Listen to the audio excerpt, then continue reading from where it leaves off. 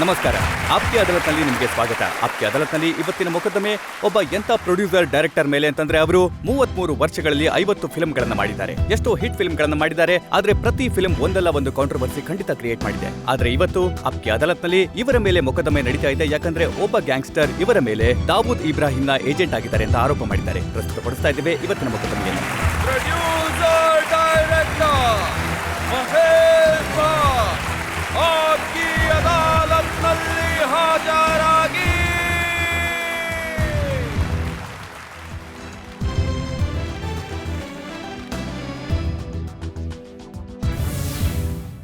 ಆಪ್ಕೆ ಅದಾಲತ್ನಲ್ಲಿ ಜನ ಇದ್ದಾರೆ, ಆರೋಪಿ ಇದ್ದಾರೆ. ಇವತ್ತಿನ ಮೊಕದ್ದಮೆ ಶುರು ಮಾಡೋದಕ್ಕಿಂತ ಮುಂಚೆ ಇವತ್ತಿನ ಜಡ್ಜ್ ಜಾವೇದ್ ನಖ್ವಿ ಅವರ ಅನುಮತಿ ಕೇಳೋಣ ಇವತ್ತಿನ ವಿಚಾರಣೆ ಶುರು ಮಾಡೋದಕ್ಕೆ. ಮೊಕದ್ದಮೆನ ಶುರು ಮಾಡಿ. ಹಾಗಿದ್ರೆ ಮೊಕದ್ದಮೆ ಶುರುವಾಗುತ್ತೆ. ಆಪ್ಕೆ ಅದಾಲತ್ನಲ್ಲಿ ಮೊದಲ ಆರೋಪ ಪ್ರೊಡ್ಯೂಸರ್ ಡೈರೆಕ್ಟರ್ ಮಹೇಶ್ ಭಟ್ ಮೇಲೆ. ಆಪ್ಕಿ ಅದಾಲತ್ನಲ್ಲಿ ಪ್ರೊಡ್ಯೂಸರ್ ಡೈರೆಕ್ಟರ್ ಮಹೇಶ್ ಭಟ್ ಮೇಲೆ ಒಬ್ಬ ಗ್ಯಾಂಗ್ಸ್ಟರ್ ಆರೋಪ ಮಾಡಿದ್ದಾರೆ. ಇವರಿಗೆ ದಾವೂದ್ ಇಬ್ರಾಹಿಂ ಜೊತೆ ಸಂಬಂಧ ಇದೆ ಎಂದು. ಮಹೇಶ್ ಭಟ್ ಸಾಬ್, ಗ್ಯಾಂಗ್ಸ್ಟರ್ ರವಿ ಪೂಜಾರಿ ಅವರ ಆರೋಪ. ಮತ್ತೆ ಅವರು ಬರೀ ಸಂಬಂಧ ಇದೆ ಅಂತ ಹೇಳಿಲ್ಲ. ಅವ್ರು ಹೇಳಿದ್ದೇನೆಂದ್ರೆ ಮಹೇಶ್ ಭಟ್ ದಾವೂದ್ ಇಬ್ರಾಹಿಂ ಮತ್ತೆ ಛೋಟಾ ಶಕೀಲ್ಗೋಸ್ಕರ ಕೆಲಸ ಮಾಡ್ತಾರೆ ಅಂತ.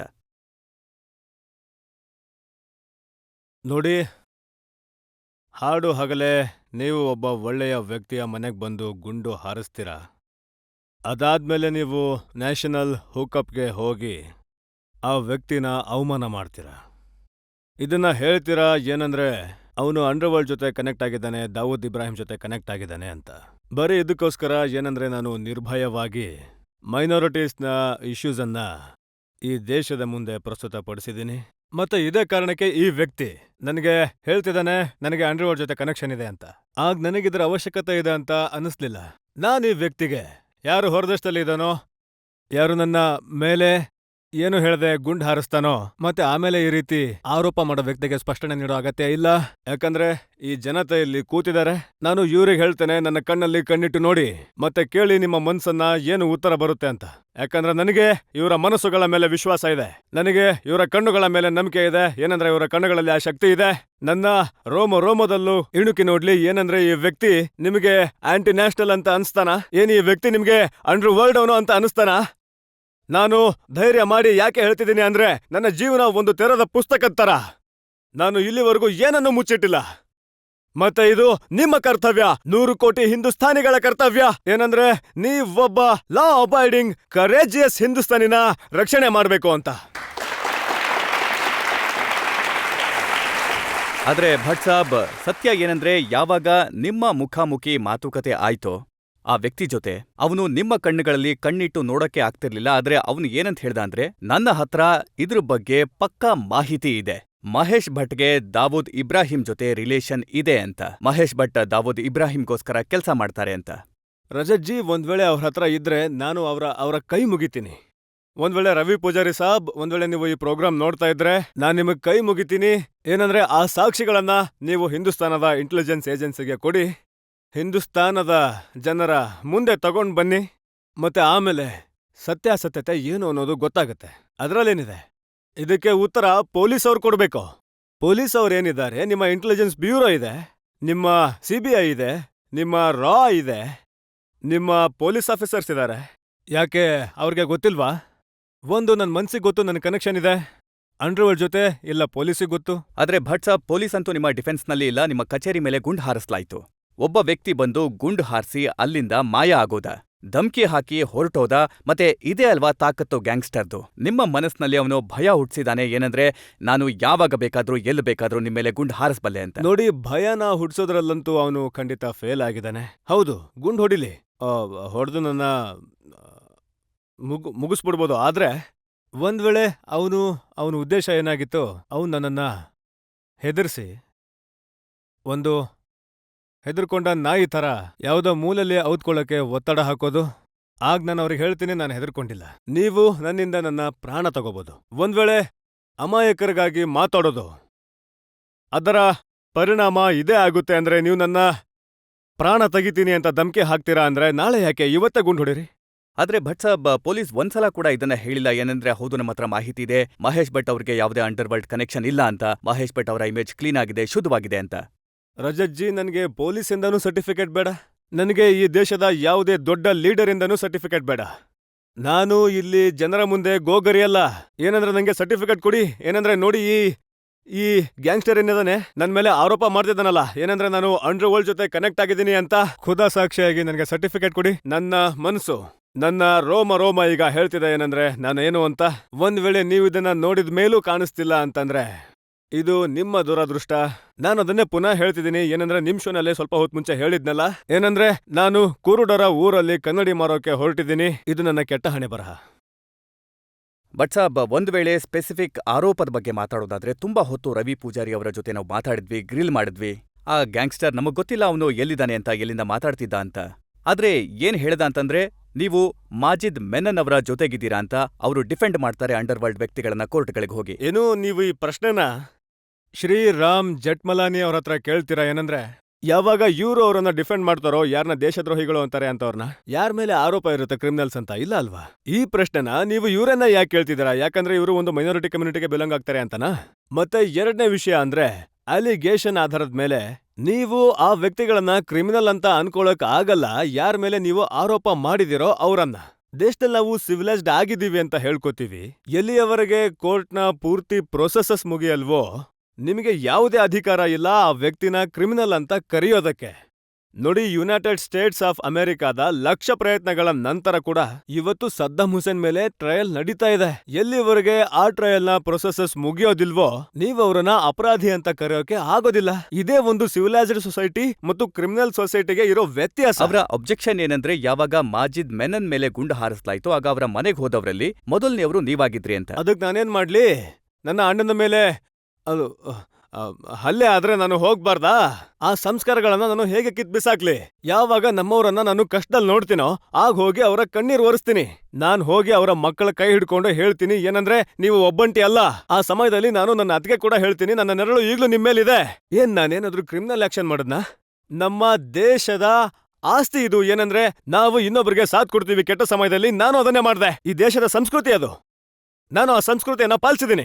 ಹಾಗಾದ್ರೆ ಅದಕ್ಕೆ ನೀವು ನನ್ನ ಕ್ರಿಮಿನಲ್ ಅಂತೀರಾ? ಅವರ ಹೇಳಿಕೆ ಏನಂದ್ರೆ, ಯಾವ ವ್ಯಕ್ತಿ ಗ್ಯಾಂಗ್ಸ್ಟರ್ನ ಕಾಪಾಡ್ತಾನೆ, ಈ ಅಂಡರ್ ವರ್ಲ್ಡ್ ವ್ಯಕ್ತಿಗಳನ್ನ ಕಾಪಾಡೋ ಕೆಲಸ ಮಾಡ್ತಾನೆ, ಅವನು ದೇಶಭಕ್ತ ಆಗೋದಕ್ಕೆ ಸಾಧ್ಯನೇ ಇಲ್ಲ ಅಂತ. ರಜತ್ಜಿ, ಯಾವ ವ್ಯಕ್ತಿಯ ಹತ್ರ ಮುಚ್ಚಿಡೋಕೆ ಏನಾದ್ರೂ ಇರುತ್ತೆ ಅಲ್ವಾ, ಅವನು ಈ ರೀತಿ ಎದೆ ತಟ್ಕೊಂಡು ಮಾತಾಡೋದಿಲ್ಲ. ಯಾರ ಹತ್ರ ಮುಚ್ಚಿಡೋಕೆ ಏನಾದ್ರೂ ಇರುತ್ತಲ್ಲ ಅಂತವ್ರು ತಮ್ಮ ಮನೆಯಿಂದ ಆಚೆನೆ ಬರೋದಿಲ್ಲ. ಆ ವ್ಯಕ್ತಿಗಳು ನಮ್ಮ ಕಡೆ ವ್ಯಕ್ತಿಗಳ ತರ. ಅವ್ರ ಹತ್ರ ಮುಚ್ಚಿಡೋಕೆ ಬಹಳ ವಿಷಯಗಳಿವೆ.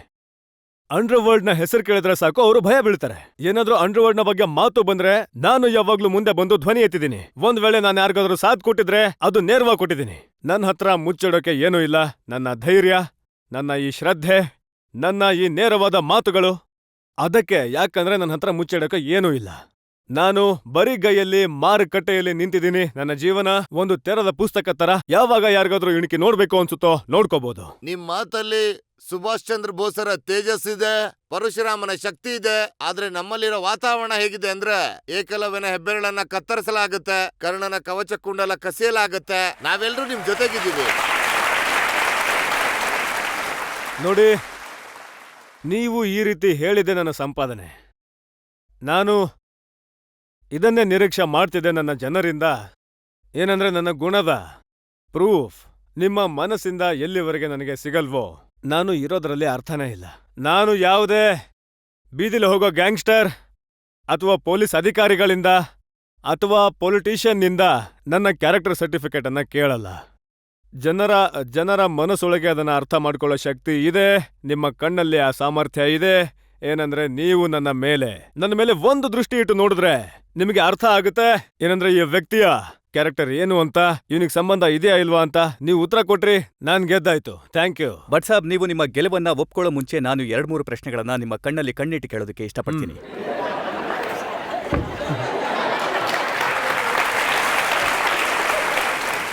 ನೀವು ನಿಮ್ಮ ಜೀವನದಲ್ಲಿ ಯಾವಾಗಾದ್ರೂ ದಾವೂದ್ ಇಬ್ರಾಹಿಂ, ಛೋಟಾ ಶಕೀಲ್ ಅಥವಾ ಇವರ ಯಾವ್ದಾದ್ರೂ ಗ್ಯಾಂಗ್ನ ಮೆಂಬರ್ ಜೊತೆ ಭೇಟಿಯಾಗಿದ್ದೀರಾ? ಯಾವತ್ತೂ ಇಲ್ಲ. ನೀವ್ ಯಾವಾಗಾದ್ರೂ ಫೋನಲ್ಲಿ ಮಾತಾಡಿದ್ದೀರಾ ದಾವೂದ್ ಇಬ್ರಾಹಿಂ ಜೊತೆ, ಅನೀಸ್ ಇಬ್ರಾಹಿಂ ಜೊತೆ, ಛೋಟಾ ಶಕೀಲ್ ಜೊತೆ? ಇಲ್ಲ. ಅಂಡರ್ ವರ್ಲ್ಡ್ ಪ್ರಪಂಚದ ಯಾವುದೇ ವ್ಯಕ್ತಿ ಜೊತೆ ನಿಮಗೆ ಯಾವತ್ತೂ ಯಾವ ಕಾಂಟ್ಯಾಕ್ಟ್ ಕೂಡ ಇರ್ಲಿಲ್ವಾ? ಅಬೂ ಸಲೀಂ ನನಗೆ ಫೋನ್ ಮಾಡಿದ್ದ. ಅವನು ಹೇಳ್ದ, ಭಾಯ್, ನಾವು ಯಾವಾಗ ಹೆದರಿಸ್ತೀವೋ ಧಮ್ಕಿ ಹಾಕ್ತೀವೋ ಫಿಲ್ಮ್ನವ್ರಿಗೆ, ಮತ್ತವರು ದುಡ್ಡು ಕೊಡೋಕೆ ಒಪ್ಕೋತಾರೆ, ಆಗ ನೀವ್ಯಾಕೆ ಅವರನ್ನ ಪೊಲೀಸರ ಹತ್ರ ಕಳಿಸ್ತೀರಾ ಅಂತ. ಆಗ ನಾನ್ ಹೇಳ್ದೆ, ನೋಡು, ನಮ್ಮ ತಾಯಿ ಹೇಳಿದ್ರು ಏನಂದ್ರೆ ಪಕ್ಕದ ಮನೆಗೆ ಕಳ್ಳರು ಬಂದ್ರೆ ತಕ್ಷಣ ಪೊಲೀಸರಿಗೆ ಫೋನ್ ಮಾಡು ಅಂತ. ನಾನು ಅದನ್ನೇ ಹೇಳ್ತಿದ್ದೀನಿ, ಮಾಡ್ತಿದ್ದೀನಿ, ಯಾವ್ದು ನಮ್ಮ ಸಂಸ್ಕಾರದಲ್ಲಿದೆಯೋ ಅದನ್ನ. ಅವಾಗವನು ನಕ್ಬಿಟ್ಟ. ಅವನು ನನ್ಗೆ ಫೋನ್ ಮಾಡಿದ್ದು ಹೆದರ್ಸೋಕೆ, ಧಮ್ಕಿ ಹಾಕೋಕಲ್ಲ. ಅವನು ಹೇಳ್ದ, ನೋಡಿ, ನೀವು ನಮ್ಗೆ ಹೇಳಿ ನಾವು ಬಿಟ್ಬಿಡ್ತೀವಿ, ಆದ್ರೆ ಪೊಲೀಸರ ಹತ್ರ ಮಾತ್ರ ಕಳಿಸ್ಬಿಡಿ, ಯಾಕಂದ್ರೆ ಆಮೇಲೆ ನಮ್ಮ ಕಾಂಪಿಟೇಷನ್ ಶುರುವಾಗುತ್ತೆ, ಆಮೇಲೆ ಆ ವ್ಯಕ್ತಿನ ಮುಗಿಸ್ಬಿಡ್ತೀವಿ, ನೀವು ಕಾಪಾಡ್ಬೇಕು ಅನ್ಕೊಂಡವ್ರನ್ನ. ಮತ್ತೆ ಈ ವಿಷಯನ ನಾನು ತಕ್ಷಣ ಪೊಲೀಸಿಗೆ ಹೇಳ್ದೆ. ಅವ್ನು ನನಗೆ ಹೆದರ್ಸ್ಲಿಲ್ಲ, ಧಮ್ಕಿ ಹಾಕ್ಲಿಲ್ಲ, ಬರೀ ಇಷ್ಟ ಹೇಳ್ದ, ಏನಂದ್ರೆ ಪೊಲೀಸರ ಹತ್ರ ನಿಮ್ ಕಡೆಯವ್ರನ್ನ ಕಳಿಸ್ಬೇಡಿ ಅಂತ. ಭಟ್ ಸಾಬ್, ಈ ಆರೋಪಗಳು ನಿಮ್ಮ ಮೇಲೆ ಯಾಕೆ ಬರುತ್ತೆ, ಏನು ಬ್ಯಾಕ್ಗ್ರೌಂಡ್ ಇದೆ, ಯಾಕೆ ಈ ಪ್ರಶ್ನೆಗಳು ಎದುರಾಗುತ್ತೆ, ಇದ್ರ ಬಗ್ಗೆ ನನ್ನ ಹತ್ರ ಒಂದು ದೊಡ್ಡ ಪಟ್ಟಿನೇ ಇದೆ. ಆದ್ರೆ ನಾವೊಂದು ಬ್ರೇಕ್ ತಗೊಳ್ಳೋಣ. ಬ್ರೇಕ್ ಆದ್ಮೇಲೆ ನಾವು ನೋಡೋಣ ಪ್ರೊಡ್ಯೂಸರ್ ಡೈರೆಕ್ಟರ್ ಮಹೇಶ್ ಭಟ್ ಮೇಲೆ ಜನತಾ ಮೊಕದ್ದಮೆಯ ಇನ್ನೊಂದು ಸುತ್ತು.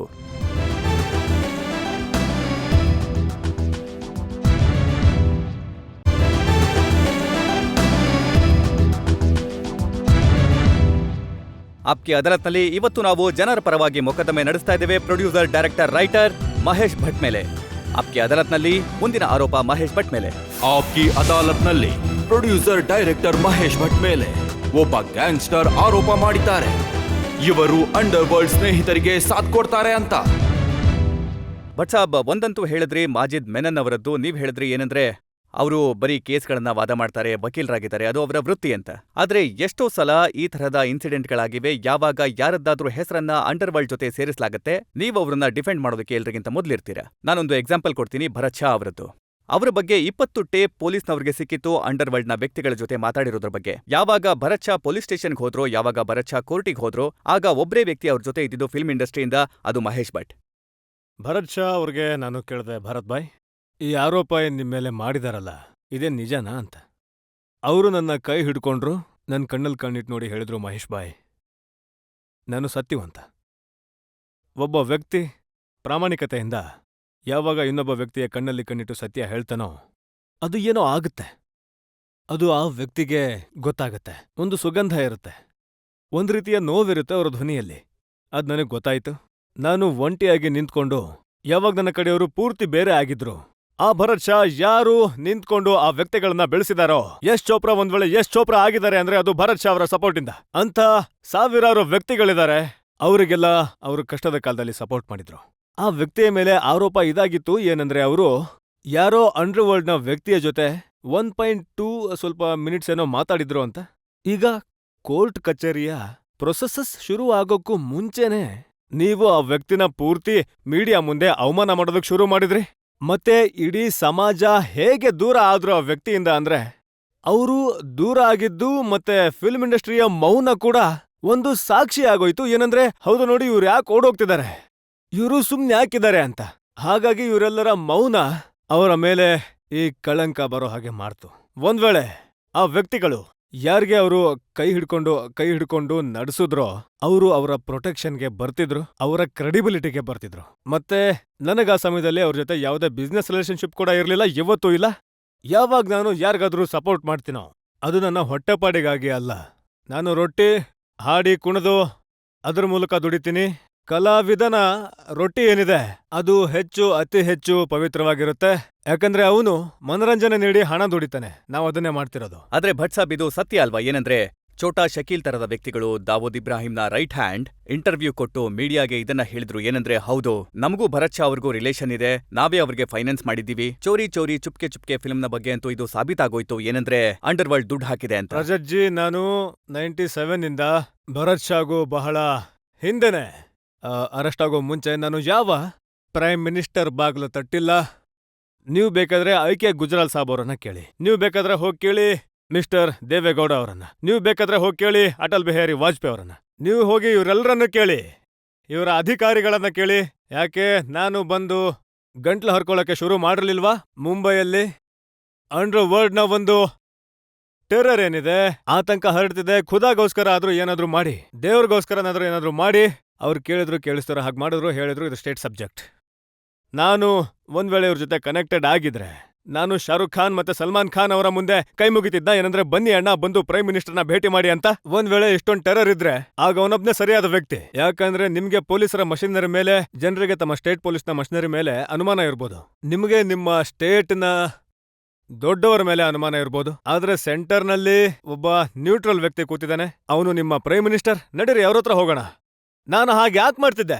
ಅದಕ್ಕೆ ಮಾಡಿದ್ದು ಅಲ್ವಾ? ಯಾಕಂದ್ರೆ ನಾನು ನನ್ನನ್ನ ಯಾವತ್ತೂ ಈ ಡಾರ್ಕ್ ಫೋರ್ಸಸ್ ನಿಂದ ಇಂಟರ್ನಲ್ ಫೋರ್ಸಸ್ ಜೊತೆ ಕನೆಕ್ಟ್ ಇಟ್ಕೊಂಡಿರ್ಲಿಲ್ಲ. ಬಟ್ ಸಾಬ್, ಹೀಗಾಗಿರೋ ಸಾಧ್ಯತೆ ಇದೆ ಅಲ್ವಾ? ಏನಂದ್ರೆ ನಿಮಗೆ ಯಾವುದೇ ಕನೆಕ್ಷನ್ ಇಲ್ಲದೆ ಇರ್ಬೋದು. ನದೀಮ್ನ ಒಂದು ಎಕ್ಸಾಂಪಲ್ ಇದೆ. ನದೀಮ್ ಮೇಲೆ ಮರ್ಡರ್ ಕೇಸ್ನ ಒಂದು ಆರೋಪ ಏನಿದೆ, ಅವರು ಲಂಡನ್ಗೆ ಓಡ್ ಹೋಗಿದ್ದಾರೆ, ನಿಮ್ಮ ಆಪ್ತ ಸ್ನೇಹಿತರಾಗಿದ್ರು. ಸಂಜಯ್ ದತ್ ಫಿಲ್ಮ್ ಸ್ಟಾರ್ ಏನಿದ್ದಾರೆ, ಟಾಡಾನಲ್ಲಿ ಅವರ ಮೇಲೆ ಕೇಸ್ ನಡೀತಿದೆ. ಅವರು ನಿಮ್ಗೆ ತುಂಬಾ ಆಪ್ತರಾಗಿದ್ರು.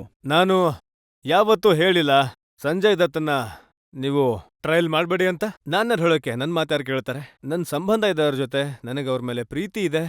ಒಂದ್ ವೇಳೆ ನಾಳೆ ಕೋರ್ಟಲ್ಲಿ ಆ ಪೂರ್ತಿ ಪ್ರೊಸೆಸ್ನ ನಂತರ ಕೂಡ ದೇವ್ರ ದಯೆಯಿಂದ ಅವರು ಗಿಲ್ಟಿ ಅಂತ ತೀರ್ಪು ಕೊಟ್ರೆ ಆಗ ನಾನೇನ್ ಮಾಡಕ್ಕಾಗತ್ತೆ? ಕೂತು ಅಳ್ತೀನಿ ಅಷ್ಟೇ. ಆದ್ರೆ ಇದಕ್ಕೂ ಮುಂಚೆ ಕೋರ್ಟ್ ತನ್ನ ಪೂರ್ತಿ ವಿಚಾರಣೆನ ಕಂಪ್ಲೀಟ್ ಮಾಡ್ಲಿ. ನಿಮಗೆ ಯಾವುದೇ ಅಧಿಕಾರ ಇಲ್ಲ ಏನಂದ್ರೆ ಅಲಿಗೇಷನ್ನ ಆಧಾರದ ಮೇಲೆ ನೀವು ಯಾರನ್ನಾದ್ರೂ ಕ್ರಿಮಿನಲ್ ಅಂತ ಹೇಳೋದಕ್ಕೆ. ನಾನು ಇದನ್ನ ಹೇಳಿದ್ದು ಒಂದು ಸಿವಿಲೈಸ್ಡ್ ಸಮಾಜದ ರೂಲ್ಸ್ ಏನಿದೆ ಅದ್ರ ಪ್ರಕಾರ ನಾನು ನಡ್ಕೋತಾ ಇದ್ದೀನಿ. ನಾನು ಪೊಲೀಸರ ವರ್ಷನ್ ಅನ್ನ ಗಾಸ್ಪೆಲ್ ಟ್ರೂತ್ ಅಂತ ನಂಬ್ತಿಲ್ಲ. ನಾನು ಮೀಡಿಯಾದ ವರ್ಷನ್ನ ಗಾಸ್ಪೆಲ್ ಟ್ರೂತ್ ಅಂತ ಅನ್ಕೊಂಡಿಲ್ಲ. ಈ ದೇಶದಲ್ಲಿ ಒಂದು ಸಿಸ್ಟಮ್ ಇದೆ ಏನಂದ್ರೆ, ಎಲ್ಲಿವರೆಗೂ ಅಪೆಕ್ಸ್ ಕೋರ್ಟ್ ನಲ್ಲಿ ಪೂರ್ತಿ ವಿಚಾರಣೆ ಆಗಲ್ವೋ ಅಲ್ಲಿಯವರೆಗೆ ನೀವು ಅವನನ್ನ ಕ್ರಿಮಿನಲ್ ಅಂತ ಹೇಳೋಕ್ಕಾಗಲ್ಲ. ವಿಷಯಗಳು ಕೋರ್ಟಲ್ಲಿ ಸಾಬೀತಾಗೋದಕ್ಕೆ ಸಾಧ್ಯ ಇಲ್ಲ. ಆದ್ರೆ ಒಂದು ಇಂಪ್ರೆಷನ್ ಇರುತ್ತೆ, ಒಂದು ಪರ್ಸೆಪ್ಷನ್ ಇರುತ್ತೆ ಕೆಲವು ವ್ಯಕ್ತಿಗಳ ಬಗ್ಗೆ. ಪರ್ಸೆಪ್ಷನ್ ಸೃಷ್ಟಿ ಮಾಡ್ಲಾಗುತ್ತೆ. ಪರ್ಸೆಪ್ಷನ್ ಯಾವ ರೀತಿ ಯುನೈಟೆಡ್ ಸ್ಟೇಟ್ಸ್ ಆಫ್ ಅಮೆರಿಕ ಮಾಡಿದೆ, ಪ್ರತಿಯೊಬ್ಬ ಮುಸಲ್ಮಾನ ಕೂಡ ಟೆರರಿಸ್ಟ್ ಅಂತ. ನೀವು ಈ ಇಸ್ಲಾಮೋಫೋಬಿಯಾದ ಒಂದು ವಾತಾವರಣ ಏನ್ ಕ್ರಿಯೇಟ್ ಮಾಡಿದೀರಾ, ಅದು ಕೂಡ ಒಂದು ಪರ್ಸೆಪ್ಷನ್ನೇ ಅಲ್ವಾ? ಅದರ ಕಾರಣದಿಂದ ಹಾಡು ಹಗಲೇ ಒಬ್ಬ ಒಳ್ಳೆ ಮುಸಲ್ಮಾನನನ್ನ ನೀವು ರಸ್ತೆಯಲ್ಲಿ ನಿಲ್ಸಿ ಟೆರರಿಸ್ಟ್ ಅಂತ ಹೇಳಿ ಗುಂಡು ಹೊಡೆದು ಸಾಯಿಸ್ತೀರಾ. ಪರ್ಸೆಪ್ಷನ್ ಅನ್ನೇ ಸರಿ ಮಾಡ್ಬೇಕಾಗಿರೋದು. ಪರ್ಸೆಪ್ಷನ್ ನ ನೀವು ಮತ್ತೆ ನಾವೇ ಸರಿ ಮಾಡ್ಬೇಕು. ಆದ್ರೆ ನಿಮ್ಮ ಪರ್ಸೆಪ್ಷನ್ ಕೂಡ ತಪ್ಪಾಗಿರ್ಬೋದಲ್ಲ? ನನ್ನ ಪರ್ಸೆಪ್ಷನ್ ಖಂಡಿತ ತಪ್ಪಾಗ್ಬೋದು. ಅದಕ್ಕೆ ಅಲ್ವಾ ನಾನು ಕೋರ್ಟ್ ಮುಂದೆ ಒಂದು ಹಳೆ ವಿಷಯ ನೆನಪಿಸ್ತೀನಿ. ಇದು ಹಳೆಯ 31 ಆಗಸ್ಟ್ 1997 ಪತ್ರಿಕೆ. ಇದು ಮುಂಬೈದು. ಇದು ತುಂಬಾನೇ ಹಳದಿ ಆಗೋಗಿದೆ. ಇದರಲ್ಲಿ ನಿಮ್ಮ ಆರ್ಟಿಕಲ್ ಒಂದು ಬರ್ದಿದ್ದಾರೆ. ಇದರಲ್ಲಿ ನೀವು ತುಂಬಾ ಹೊಗಳಿದ್ದೀರಾ ಗುಲ್ಶನ್ ಕುಮಾರ್ ಅವರನ್ನ.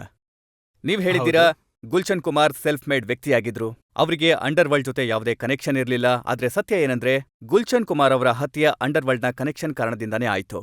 ಹೌದು, ಗುಲ್ಶನ್ ಕುಮಾರ್ ಅವ್ರಿಗೆ ಅಂಡರ್ ವರ್ಲ್ಡ್ ಜೊತೆ ಯಾವ ಕನೆಕ್ಷನ್ ಇರಲಿಲ್ಲ. ನೋಡಿ, ದೊಡ್ಡ ದುರ್ಘಟನೆ ಏನ್ ನಡೀತು ನಮ್ಮ ಮುಂಬೈನಲ್ಲಿ, ಏನಂದ್ರೆ ಟ್ರಾಜಿಡಿ. ನಮ್ಮ ಫಿಲ್ಮ್ನವರ ಮೇಲೆ ಏನಾಯ್ತು ಅಂದ್ರೆ, ಯಾರನ್ನ ಸಾಯಿಸಿದ್ರು ಅವ್ರು ನಮ್ಮ ಸಹೋದರ. ಮತ್ತೆ ಯಾರ ಮೇಲೆ ಆರೋಪ ಬಂತೋ ಅವ್ರು ಕೂಡ ನಮ್ಮ ಸಹೋದರ. ಒಬ್ರು ಗುಲ್ಶನ್ ಕುಮಾರ್, ಅವರು ನಮ್ಮವರೇ ಆಗಿದ್ರು. ಅವ್ರಿಗೆ ಅಂಡರ್ವರ್ಲ್ಡ್ ಜೊತೆ ಏನು ಕನೆಕ್ಷನ್ ಇರಲಿಲ್ಲ. ಅವ್ರ ಮೇಲೆ ಏನು ಆರೋಪ ಬಂದಿತ್ತೋ ಅದು ತುಂಬಾನೇ ಒಂದು ಸ್ಟೇಟ್ ಲೆವೆಲ್ನ ಏನು ಒಂದು ಸಿಸ್ಟಮ್ನ ಆರೋಪಗಳೇನಿರ್ತವೆ, ಏನಂದ್ರೆ ಸೇಲ್ಸ್ ಟ್ಯಾಕ್ಸ್ ಇತ್ಯಾದಿ ಅಥವಾ ಪೈರಸಿದು. ಆದ್ರೆ ಯಾರು ಗುಲ್ಶನ್ ಜಿ ಅವರನ್ನ ಅಂಡರ್ವರ್ಲ್ಡ್ ಜೊತೆ ಕನೆಕ್ಟೆಡ್ ಅಂತ ಯಾವತ್ತೂ ಹೇಳಿರ್ಲಿಲ್ಲ.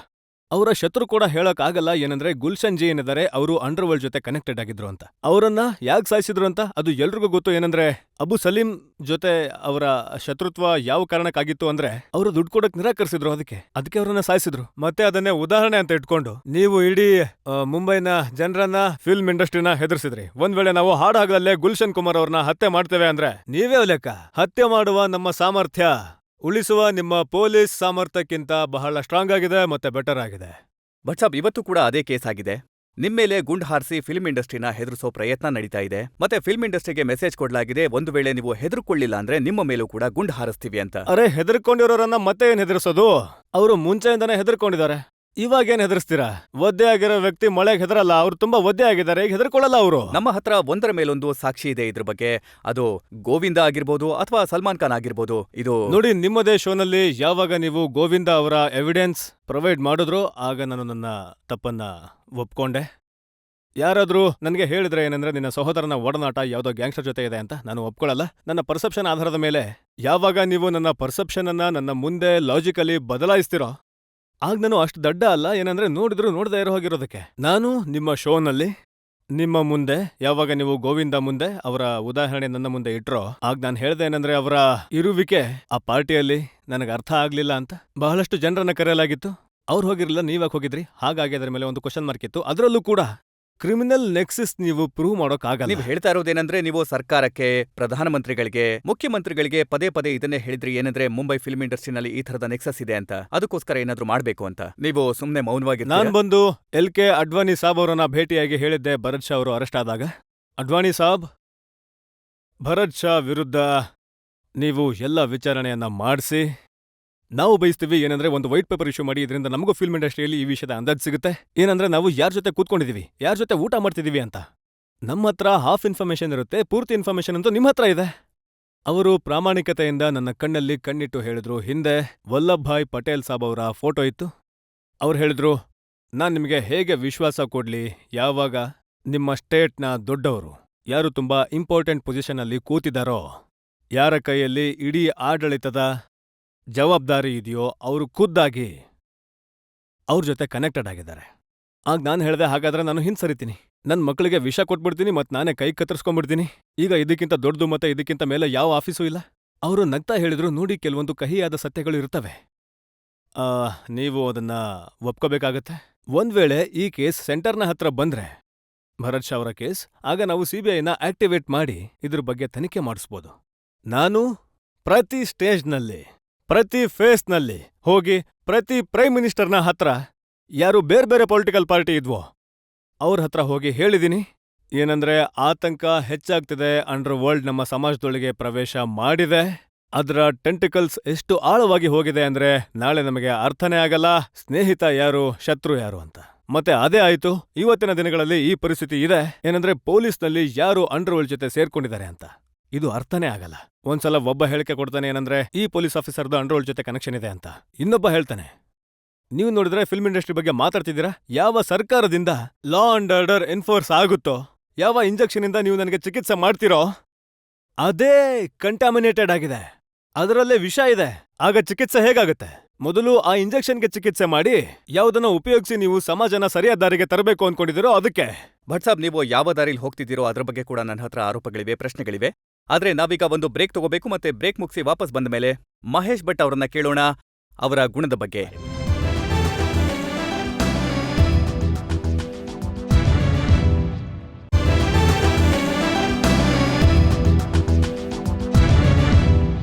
ಆಪ್ಕೆ ಅದಾಲತ್ನಲ್ಲಿ ಇವತ್ತು ಆರೋಪಗಳು ಮತ್ತೆ ಪ್ರಶ್ನೆಗಳ ಸುಳಿಯಲಿದ್ದಾರೆ ಹೆಸರಾಂತ producer, director, writer Mahesh Bhat.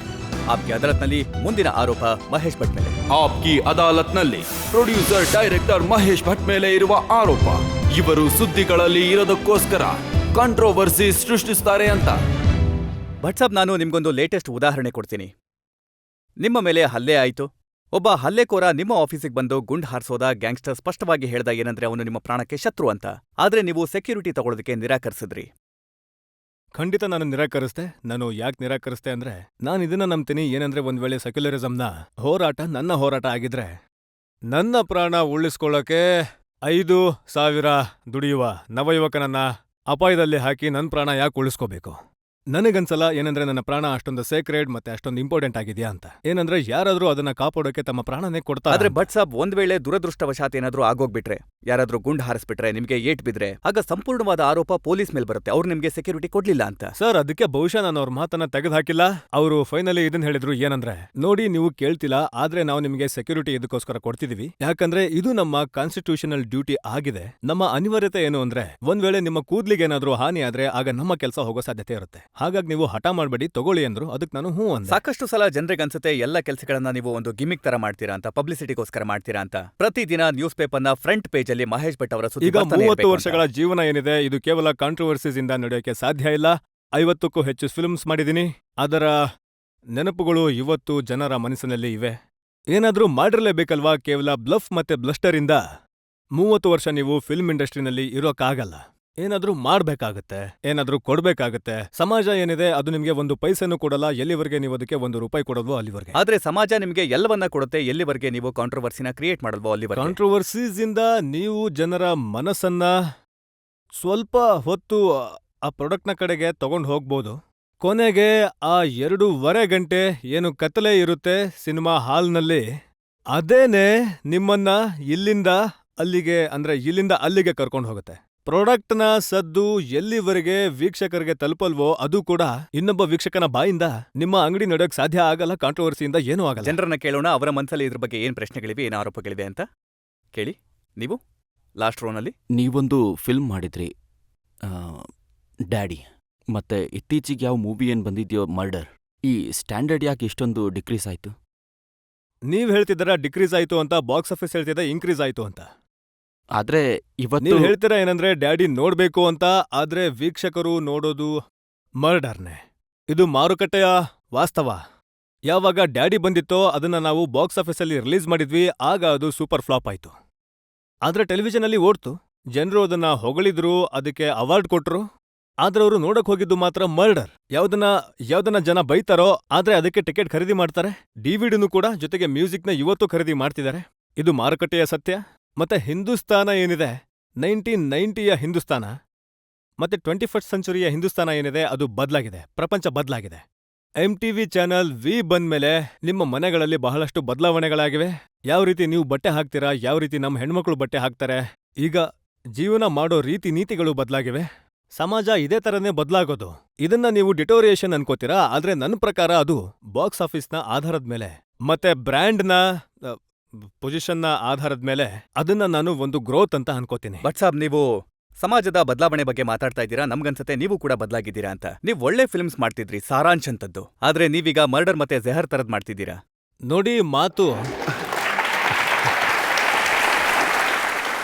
ನೋಡಿ ಯಾರು ಇಲ್ಲಿ ಚಪ್ಪಾಳೆ ತಡ್ತಿದ್ದಾರೆ, ಅವರನ್ನ ಸ್ವಲ್ಪ ಕೇಳಿ ತಮ್ಮ ಎದೆ ಮುಟ್ಕೊಳ್ಳೋಕೆ ಹೇಳಿ. ಏನಂದ್ರೆ, ಒಂದ್ ವೇಳೆ ಚಾಯ್ಸ್ ಇದ್ರೆ ಜಖಮ್ ನೋಡೋಕೆ ಮತ್ತೆ ಮರ್ಡರ್ ನೋಡೋಕೆ, ಆಗ ಯಾವ್ದನ್ನ ನೋಡ್ತಾರೆ ಅಂತ. ಇವ್ರು ಹೋಗಿ ನೋಡೋದು ಮರ್ಡರ್ನೇ. ಜಖಮ್ನ ಒಂದ್ ವೇಳೆ ನೋಡಕ್ ಹೋಗಿದ್ರೆ ಆಗ ಜಖಮ್ ಸೂಪರ್ ಫ್ಲಾಪ್ ಆಗ್ತಿರ್ಲಿಲ್ಲ. ಜಖಮ್ನಲ್ಲಿ ನಾವು 3.5 ಕೋಟಿ ರೂಪಾಯಿನ ನಮ್ಮ ಫ್ಯಾಮಿಲಿ ಕಡೆಯಿಂದ ಹಾಕಿದ್ವಿ, ಏನು ರಿಕವರಿ ಆಗ್ಲಿಲ್ಲ. ಕೇವಲ 60,000 ರೂಪಾಯಿಯ ಒಂದು ನ್ಯಾಷನಲ್ ಅವಾರ್ಡ್ ನಮಗೆ ಸಿಕ್ಕಿದೆ. ಮತ್ತೆ ಆ ಸರ್ಟಿಫಿಕೇಟ್ ಏನ್ ಸಿಕ್ತು ಅದನ್ನ ಗೋಡೆ ಮೇಲೆ ನೇತ್ ಹಾಕಿದ್ವಿ, ಜೊತೆಗೆ ಆ ಮೆಡಲ್ ಏನು ಸಿಕ್ತು ಅದು ಕಪ್ಪಾಗಿದೆ ಸಮಯ ಕಳೆದ ಹಾಗೆ. ಅಂದ್ರೆ ನೀವೀಗ ಯಾವ ತರದ ಫಿಲ್ಮ್ ಮಾಡ್ತಾ ಇದ್ದೀರಾ ಅಂತಂದ್ರೆ ಮಾರಾಟ ಆಗುವಂತದ್ದು. ಈಗ ನೀವು ಪ್ರೊಡ್ಯೂಸರ್, ಡೈರೆಕ್ಟರ್ ಆಗೋದಕ್ಕಿಂತ ವ್ಯಾಪಾರಿ ಆಗಿದ್ದೀರಾ. ನೀವು ಖಂಡಿತ ಸರಿಯಾಗಿ ಹೇಳಿದ್ರಿ. ನಾನು ಫಿಲ್ಮ್ ವ್ಯಾಪಾರಕ್ಕೋಸ್ಕರ ಮಾಡ್ತೀನಿ, ಬಾಕ್ಸ್ ಆಫೀಸ್ನ ಯಶಸ್ಸಿಗೋಸ್ಕರ ಮಾಡ್ತೀನಿ. ಬಾಕಿ ಆ ದಾಹ, ಒದ್ದಾಟ, ಸಮಾಜ ಸೇವೆಯದ್ದೇನಿದೆ, ನಾವು ಕೆಲವು ಸಲ ರಾಜಸ್ಥಾನದ ಮೇಲೆ ಫಿಲ್ಮ್ ಮಾಡ್ತೀವಿ, ಕೆಲವು ಸಲ ನಾವು ಒರಿಸ್ಸಾದ ಸೈಕ್ಲೋನ್ ಮೇಲೆ ಫಿಲ್ಮ್ ಮಾಡ್ತೀವಿ, ಕೆಲವು ಸಲ ನಾವು ಜಮಿಯತ್ ಉಲ್ಮಾ ಹಿಂದ್ನ ಹಿಸ್ಟರಿನ ಕ್ರಾನಿಕಲ್ ಮಾಡ್ತೀವಿ, ಇತ್ತೀಚೆಗೆ ಅಸ್ಸಾಂನ ಮೇಲೆ ಫಿಲ್ಮ್ ಮಾಡ್ತಿದೀವಿ. ನಾವು ಈ ವಿಷಯನ ಅರ್ಥ ಮಾಡ್ಕೊಂಡಿದೀವಿ. ಏನಂದ್ರೆ, ಕೆಲವು ವಿಷಯಗಳು ಹೇಗಿವೆ ಅಂದ್ರೆ ಜನ ಅದಕ್ಕೆ ಪಬ್ಲಿಕ್ನಲ್ಲಿ ಕೂತು ವಾವ್ ವಾವ್ ಅಂತಾರೆ, ಆದ್ರೆ ಖರೀದಿ ಮಾಡಲ್ಲ. ಯಾವ ರೀತಿ ಕ್ಲಾಸಿಕ್ನ ಹೊಗಳ್ತಾರೆ ಜನರು, ಆದ್ರೆ ಖರೀದಿ ಮಾಡೋದು ಜೇಮ್ಸ್ ಹ್ಯಾಡ್ಲಿ ಚೇಸ್ನ. ನೀವು ಫಿಲಿಮ್ಸ್ನ ಮಾರಿ ನಮ್ಗ್ ಅದ್ರಿಂದ ಏನು ಸಮಸ್ಯೆ ಇಲ್ಲ, ಏನು ಬೇಜಾರಿಲ್ಲ. ನೀವು ಫಿಲಿಮ್ಸ್ ಮಾರಕ್ಕೋಸ್ಕರ ಏನಾದ್ರೂ ಮಾಡಿ, ಆದ್ರೆ ಅಷ್ಟೊಂದು ಅಶ್ಲೀಲತೆನ ಮಾತ್ರ ತೋರಿಸ್ಬೇಡಿ. ಅದನ್ನ ನಾವು ಅಕ್ಕ ತಂಗಿ, ಅಣ್ಣ ತಮ್ಮ, ಅಪ್ಪ ಅಮ್ಮನ್ ಜೊತೆ ಕೂತ್ ನೋಡಕ್ಕಾಗಲ್ಲ. ನನಗನ್ಸುತ್ತೆ ಈ ಪ್ರಶ್ನೆಗೆ ಉತ್ತರನ ನೀವು ಕೊಡ್ಲೇಬೇಕು ಅಂತ. ನೋಡಿ ಏನಿದೆ ಅಂದ್ರೆ, ಒಂದು ಮಾತನ್ನ ನಾನು ತುಂಬಾ ನೇರವಾಗಿ ನಿಮಗೆ ಹೇಳೋಕೆ ಇಷ್ಟಪಡ್ತೀನಿ. ಈ ಫಿಲ್ಮ್ಸ್ ಏನು ನಾನು ಮಾಡ್ತೀನೋ ಇದನ್ನ ಹಿಂದೂಸ್ತಾನದ ಸೆನ್ಸಾರ್ ಬೋರ್ಡ್ಗೆ ತೋರಿಸಿ ಅವರಿಂದ ಸರ್ಟಿಫಿಕೇಟ್ ತಗೊಂಡು ಸಿನಿಮಾ ಹಾಲ್ನಲ್ಲಿ ರಿಲೀಸ್ ಮಾಡ್ತೀನಿ. ಇದೊಂದು ತುಂಬಾನೇ ಲೀಗಲ್ ಪ್ರೊಸೆಸ್ ಆಗಿದೆ. ಹಾಗಾದ್ರೆ ಸೆನ್ಸಾರ್ ಬೋರ್ಡ್ ವಿರುದ್ಧನೇ ನಾವು ಪ್ರತಿಭಟನೆ ಶುರು ಮಾಡ್ತೀವಿ. ಯಾರು ಈ ತರದ ಕಳಪೆ ಫಿಲ್ಮ್ಸ್ಗಳನ್ನ ಅಪ್ಲೋಡ್ ಮಾಡ್ತಾರೆ? ನನಗೇನು ಸಮಸ್ಯೆ ಇಲ್ಲ. ನೋಡೋದಾದ್ರೆ ನಾನ್ ನಿಮ್ ಫ್ಯಾನು, ಆದ್ರೆ ಯಾವ ವಿಷಯ ತಪ್ಪಾಗಿರತ್ತೋ ಅದು ತಪ್ಪೇ. ನಿಮ್ಮ ಫಿಲ್ಮ್ಸ್ಗಳಲ್ಲಿ ವಿಪರೀತ ಅಂಗ ಪ್ರದರ್ಶನ ಬಹುಶಃ ತುಂಬಾನೇ ಅಶ್ಲೀಲತೆ ಇರತ್ತೆ. ನಿಮ್ ಹೆಸರೇನು? ಶಬ್ನಮ್ ಖಾನ್. ಶಬ್ನಮ್ ಖಾನ್, ನಾನು 50ಕ್ಕೂ ಹೆಚ್ಚು ಫಿಲ್ಮ್ಸ್ ಮಾಡಿದ್ದೀನಿ. ಬಹುಶಃ ನೀವು ಮರ್ಡರ್ ಬಗ್ಗೆ ಹೇಳ್ತಿದ್ದೀರಾ ಅಥವಾ ಜಿಸ್ಮ್ ಬಗ್ಗೆ ಹೇಳ್ತಿದ್ದೀರಾ? ಸರ್, ನಾನ್ ಜಖಮ್ ಬಗ್ಗೆ ಹೇಳ್ತಾ ಇದೀನಿ. ನೀವ್ ಹೇಳಿದ್ರಲ್ಲ ಜಖಮ್ ಯಾರು ನೋಡಿಲ್ಲ ಅಂತ, ನಾವು ಜಖಮ್ ಫಿಲ್ಮ್ ಕೂಡ ನೋಡಿದೀವಿ. ಹೊರಗಡೆ ಸಿನಿಮಾ ಹಾಲ್ನಲ್ಲಿ ಸರ್ಟಿಫಿಕೇಟ್ ಇರುತ್ತೆ, ಓನ್ಲಿ ಫಾರ್ ಅಡಲ್ಟ್ಸ್. ನಿಮಗೆ ಇದರಿಂದ ಗೊತ್ತಾಗುತ್ತೆ ಅಲ್ವಾ ಕ್ರಿಟಿಕ್ಸ್ನ ಮೂಲಕ ಪಿಕ್ಚರ್ನಲ್ಲಿ ಏನಿದೆ ಅಂತ. ನೀವು ನೋಡ್ಬೇಡಿ. ಈ ದೇಶದಲ್ಲಿ ಎಲ್ಲಿ ಪ್ರತಿಯೊಂದು ದೇವಸ್ಥಾನದಲ್ಲೂ ಸೆಕ್ಷುಯಲ್ ಪೋಸ್ಟರ್ಗಳನ್ನ ಕೆತ್ತಲಾಗಿದೆ. ಈ ದೇಶದಲ್ಲಿ ಎಲ್ಲಿ ವಾತ್ಸಾಯನನ ಉಲ್ಲೇಖ ಇದೆ.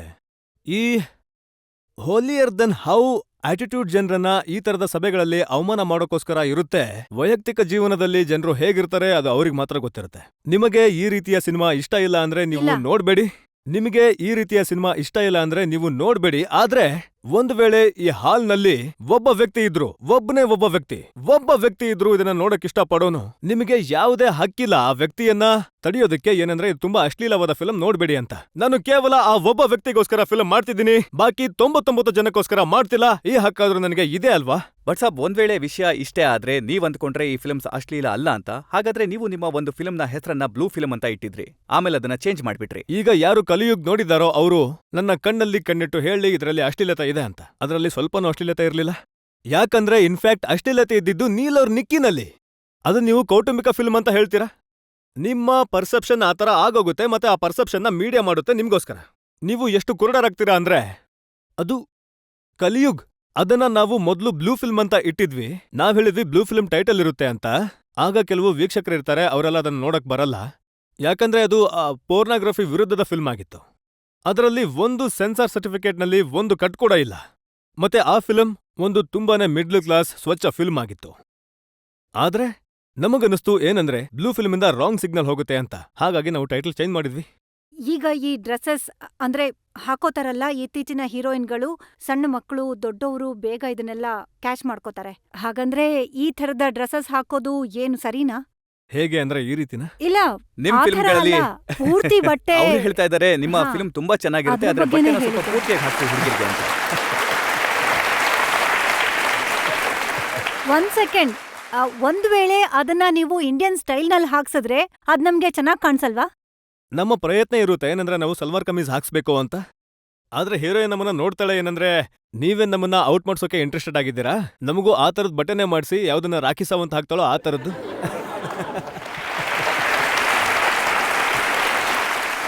ಭಟ್ ಸಾಬ್, ಮೊಕದ್ದಮೆ ಒಂದು ಇಂಟ್ರೆಸ್ಟಿಂಗ್ ಸ್ಟೇಜ್ ಅಲ್ಲಿದೆ. ಆದ್ರೆ ನಾವೊಂದು ಬ್ರೇಕ್ ತಗೋಬೇಕು. ಮತ್ತೆ ಬ್ರೇಕ್ ಮುಗಿಸಿ ವಾಪಸ್ ಬಂದಾಗ ನಾವು ಮಹೇಶ್ ಭಟ್ ಅವರನ್ನ ಕೇಳೋಣ. ಆ ಸೆಕ್ಯುಲರಿಸಂನ ಬಗ್ಗೆ, ಅದರ ಬಗ್ಗೆ ಇವರು ದೊಡ್ಡ ದೊಡ್ಡ ಮಾತುಗಳನ್ನ ಆಡಿದ್ದಾರೆ.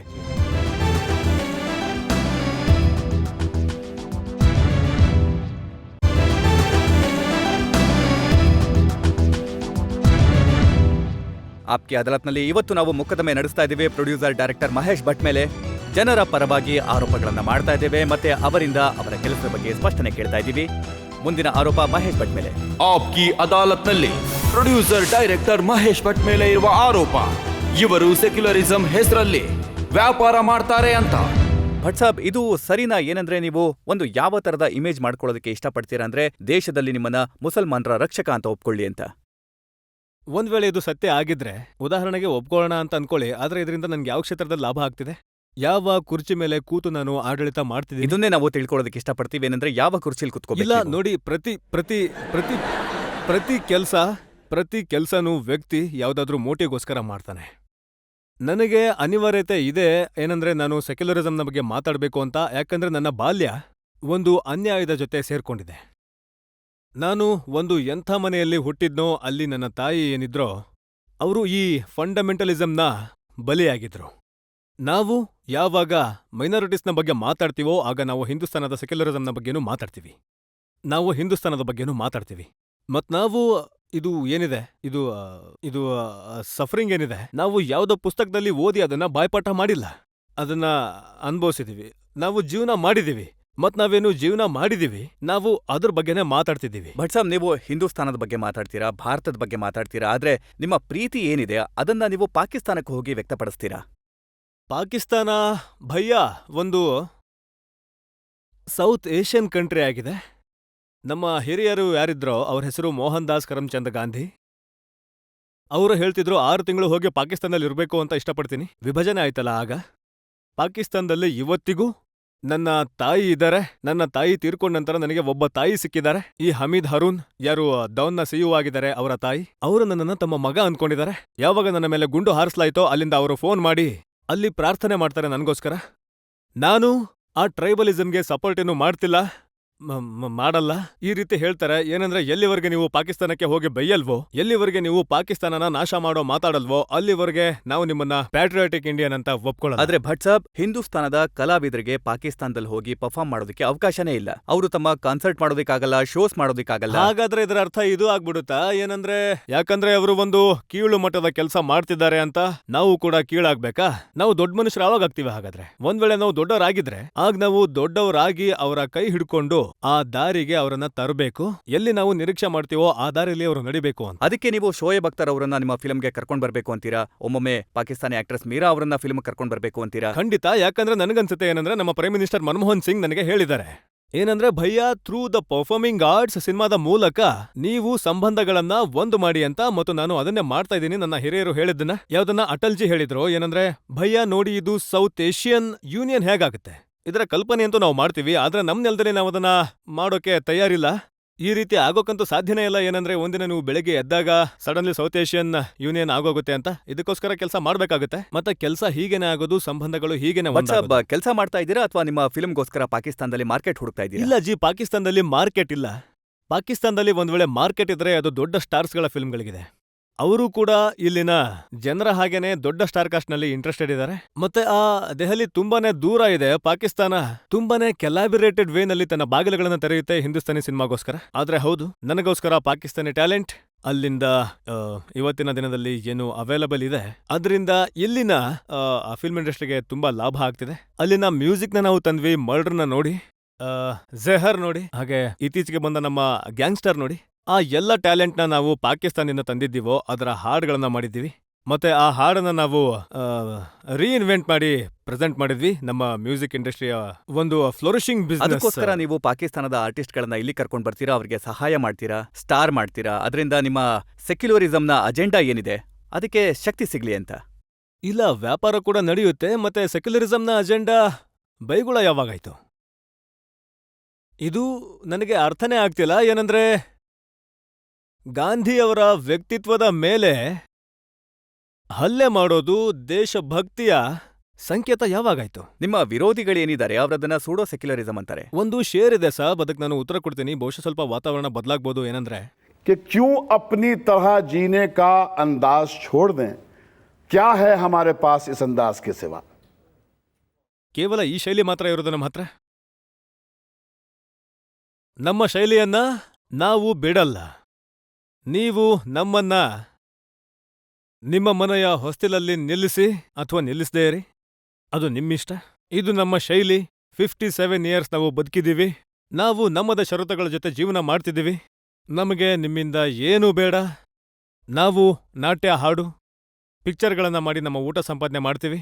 ಆದ್ರೆ ಸೆಕ್ಯುಲರಿಸಂನ ಘೋಷಣೆ ಕೂಗಿ ನಾವು ಯಾವತ್ತೂ ರಾಜ್ಯಸಭೆ ಅಥವಾ ಲೋಕಸಭೆ ಅಥವಾ ಯಾವುದೇ ಪೊಲಿಟಿಕಲ್ ಪವರ್ನ ಜೊತೆ ಒಡನಾಟ ಇಟ್ಕೊಳ್ಳೋಕೆ ಇಷ್ಟ ಪಡೋದಿಲ್ಲ.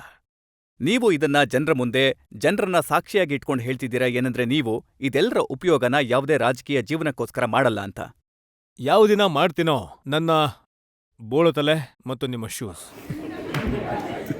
ನಮ್ಮ ಮನಸ್ಸಿಗೆ ನೋವಾಗುತ್ತೆ. ನೀವು ದೊಡ್ಡ ಡೈರೆಕ್ಟ್ರು, ಪ್ರೊಡ್ಯೂಸರ್ ಆಗಿದ್ರು ಕೂಡ ಒಂದು ಮೈನಾರಿಟಿ ಬಗ್ಗೆ ಮಾತಾಡ್ತೀರಾ. ಕೇವಲ ಒಂದ್ ಕಡೆ ಮಾತ್ರ ನೀವು ಮಾತಾಡ್ತೀರಾ ಮೈನಾರಿಟಿ ಬಗ್ಗೆ, ಇನ್ನೊಂದ್ ಕಡೆ ನೋಡೋದೇ ಇಲ್ಲ.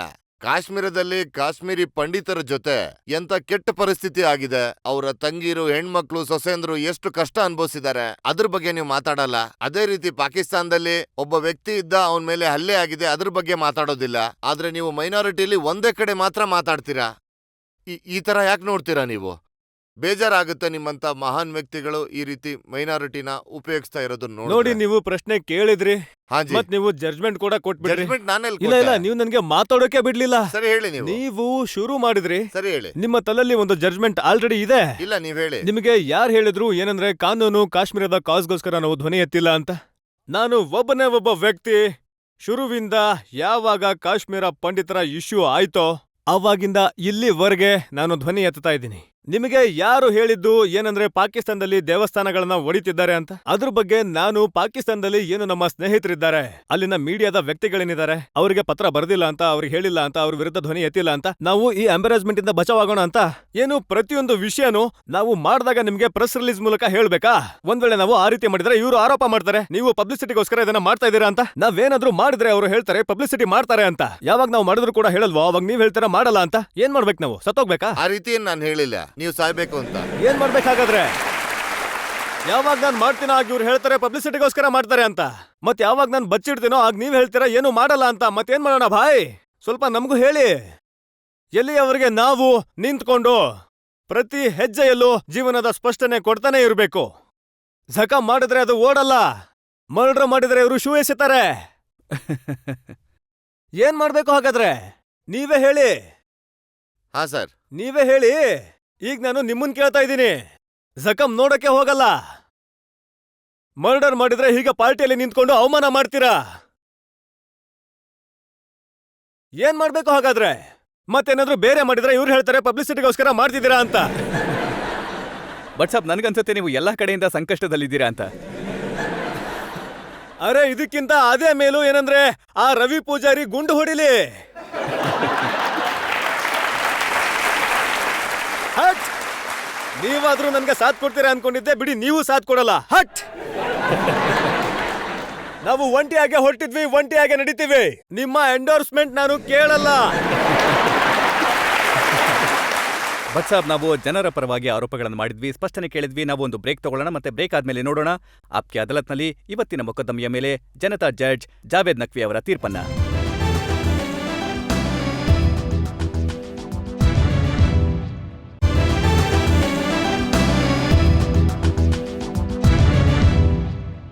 ಆಪ್ಕೆ ಅದಾಲತ್ನಲ್ಲಿ ಇವತ್ತು ನಾವು ಮಹೇಶ್ ಭಟ್ ಅವರನ್ನ ಕೇಳಿದ್ವಿ ಅವರ ಅಂಡರ್ ವರ್ಲ್ಡ್ ಕನೆಕ್ಷನ್ ಬಗ್ಗೆ. ನಾವು ಅವರನ್ನ ಕೇಳಿದ್ವಿ ಅವರು ದಾವೂದ್ ಇಬ್ರಾಹಿಂಗೋಸ್ಕರ ಕೆಲಸ ಮಾಡ್ತಾರ ಅಂತ. ನಾವು ಮಹೇಶ್ ಭಟ್ ಅವರನ್ನ ಕೇಳಿದ್ವಿ ಅವರ ಸೂಡೋ ಸೆಕ್ಯುಲರಿಸಂನ ಬಗ್ಗೆ. ನಾವು ಮಹೇಶ್ ಭಟ್ ಅವರನ್ನ ಕೇಳಿದ್ವಿ ಅವರ ಗುಣದ ಬಗ್ಗೆ, ಯಾವುದು ಅವರನ್ನ ಯಾವಾಗಲೂ ಕಾಂಟ್ರವರ್ಸಿನಲ್ಲಿ ಇಟ್ಟಿರುತ್ತಲ್ಲ ಅದ್ರ ಬಗ್ಗೆ. ಆಪ್ಕೆ ಅದಾಲತ್ನಲ್ಲಿ ಈಗ ಸಮಯ ಇಂದಿನ ವಿಚಾರಣೆ ಮೇಲೆ ಇವತ್ತಿನ ಜಡ್ಜ್ ಜಾವೇದ್ ನಖ್ವಿ ಅವರ ತೀರ್ಪಿಗೆ. ಮಹೇಶ್ ಭಟ್ ಸಾಬ್ ಒಬ್ಬ ಒಳ್ಳೆ ಫಿಲಂ ಮೇಕರ್ ಆಗಿದ್ದಾರೆ, ಯಶಸ್ವಿ ಫಿಲಂ ಮೇಕರ್ ಆಗಿದ್ದಾರೆ. 2 ಶೇರ್ಗಳಲ್ಲೇ ನನ್ನ ಪ್ರಕಾರ ನಿಮ್ಮ ಮಾತುಗಳು ಸ್ಪಷ್ಟವಾಗಿ ಹೋಗುತ್ತೆ. ಒಂದ್ ಕಡೆ ನೀವ್ ಹೇಳಿದ್ರಿ ಅದೇನಂದ್ರೆ ಮೊಹರಂನ ಶೋಕಾಚರಣೆಯ ಸದ್ದು ನಿಮ್ ತಲೆಲ್ ಕೂತಿದೆ ಅಂತ, ಮತ್ತೆ ಇನ್ನೊಂದ್ ಕಡೆ ಗಣಪತಿ ದೇವಸ್ಥಾನದ ಮೋದಕದ ರುಚಿ ಅದು ಕೂಡ ನಿಮ್ಮ ಬಾಯಲ್ಲಿದೆ. ಹಾಗಾಗಿ ಇಲ್ಲಿ ಏನ್ ನೋಡೋಕ್ ಸಿಕ್ತು ಅಂದ್ರೆ ಅದರಿಂದ ಈ ಕವನ ಅಂತೂ ಖಂಡಿತವಾಗ್ಲೂ ಸರಿ ಹೋಗುತ್ತೆ ನಿಮ್ಗೆ. कि जाहिदे तंग नजर ने मुझे काफिर जाना और काफिर ये समझता है मुसलमान हूं मैं. ಕ್ಯಾ ಬಾತ್ ಹೈ. ನನ್ ಪ್ರಕಾರ ಇದು ನಿಮಗೋಸ್ಕರನೇ ಬರ್ದಿರೋದು ಅನ್ಸುತ್ತೆ. ಆದ್ರೆ ಒಂದು ಬುದ್ಧಿಮಾತು ಕೂಡ ಹೇಳ್ತೀನಿ.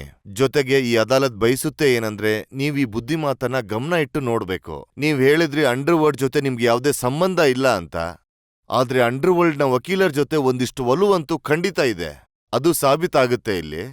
ನೀವೇ ಹೇಳಿದ್ರಿ ನಮ್ಗೆ ಮಾಜಿದ್ ಮೆನನ್ ಜೊತೆ ನಿಮ್ಮ ಸ್ನೇಹ ಇದೆ ಅಂತ. ಸೊ ಅದ್ರ ಬಗ್ಗೆ ಅಕ್ಬರ್ ಇಲಾಹಾಬಾದಿ ಅವ್ರು ಹೇಳಿದ್ದಾರೆ, कि पैदा हुआ वकील तो शैतान ने कहा लो आज हम भी साहिबे औलाद हो गए. ಹಾಗಾಗಿ ಅದಾಲತ್ ನಿಮ್ಗೆ ಈ ಬುದ್ಧಿಮಾತು ಹೇಳುತ್ತೆ ಏನಂದ್ರೆ ಇಂಥ ವಕೀಲರಿಂದ ಸ್ವಲ್ಪ ದೂರ ಇರಿ. ಅದು ಸಾಧ್ಯ ಇಲ್ಲ, ಅವನು ನನ್ನ ಸ್ನೇಹಿತ. ಮತ್ತೆ ಎಲ್ಲಿವರೆಗೂ ನೀವು ಅವನನ್ನ ಪ್ರೂವ್ ಮಾಡಕ್ಕಾಗಲ್ವೋ ಅವನಿಗೆ ಕನೆಕ್ಷನ್ ಇದೆ ಅಂತ ನನ್ನ ಸ್ನೇಹಿತ ನನಗೆ ಹೇಳಿದಾನೆ. ಮಹೇಶ್ ಸಾಬ್, ಯಾವ ದಿನ ನನಗೆ ಏನಾದ್ರೂ ಕನೆಕ್ಷನ್ ಇದೆ ಅಂತ ಗೊತ್ತಾದ್ರೆ ಆಗ ನೀವು ನಿಮ್ಮ ಕೈಯಾರೆ ನನ್ನನ್ನ ನೇಣಿಗೆ ಹಾಕಿ ಅಂತ ನನಗೆ ನನ್ನ ಸ್ನೇಹಿತನ ಮಾತಿನ ಮೇಲೆ ಇದೇ ನಿರೀಕ್ಷೆಯೊಂದಿಗೆ, ಇದೇ ನಂಬಿಕೆಯೊಂದಿಗೆ ಮಹೇಶ್ ಭಟ್ ಅವರು ಒಳ್ಳೊಳ್ಳೆ ಫಿಲ್ಮ್ಗಳನ್ನ ಮಾಡ್ತಾ ಇರ್ಲಿ, ಜನರಿಗೆ ಮನರಂಜನೆ ನೀಡ್ತಾ ಇರ್ಲಿ. ಆದ್ರೆ ಜೊತೆಗೆ ಅಂಡರ್ ವರ್ಲ್ಡ್ ನ ವಿರುದ್ಧ ಏನು ಹೋರಾಟ ಇದೆಯೋ, ಸೆಕ್ಯುಲರಿಸಂಗೋಸ್ಕರ ಏನು ಹೋರಾಟ ಇದೆಯೋ ಅದನ್ನ ಕೂಡ ಮಾಡ್ತಾನೆ ಇರ್ಲಿ. ನಮ್ಮ ದೇಶದ ಜನತೆ ಅವರ ಜೊತೆ ನಿಲ್ತಾರೆ. ಮತ್ತೆ ಅವರ ಮಾತುಗಳಲ್ಲಿ ಎಷ್ಟು ಸತ್ಯ ಇದೆ, ಎಷ್ಟು ಹಾಲಿದೆ, ಎಷ್ಟು ನೀರಿದೆ ಅನ್ನೋ ನಿರ್ಧಾರವನ್ನ ನಾವು ನಿಮಗೆ ಅಂದ್ರೆ ಜನರಿಗೆ ಬಿಟ್ಟಿದ್ದೀವಿ. ಮುಂದಿನ ವಾರ ಮತ್ತೆ ಭೇಟಿಯಾಗೋಣ ಒಂದು ಹೊಸ ವ್ಯಕ್ತಿತ್ವದ ಜೊತೆ, ಒಂದು ಹೊಸ ಮೊಕದ್ದಮೆ ಜೊತೆಗೆ. ಅಲ್ಲಿವರೆಗೆ ನಮಸ್ಕಾರ.